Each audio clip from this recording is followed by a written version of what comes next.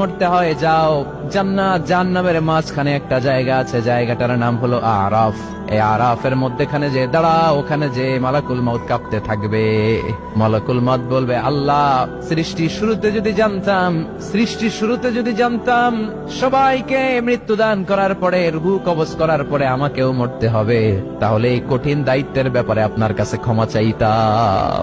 আজকে আমারও যে ভাগ্য বরণ করে নিতে হবে সৃষ্টির শুরুতে, আমি এটা কল্পনাই করতে পারি নাই। আল্লাহ বলবেন, নো টক, মুত ইয়া মালাকুল মউত, মরে যা, মরে যাও।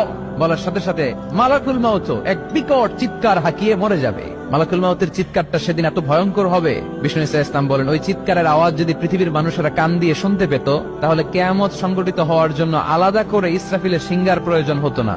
ওই চিৎকারের আওয়াজে প্রতিটা মানুষ কানের পর্দা ফেটে ওই জায়গায় লাশ হয়ে পড়ে যেত। এবার ডানে বায়ে সামনে পেছনে উপরে নিচে কেউ নাই, একজন ছাড়া। জোরে বলতে হবে, তিনি কে?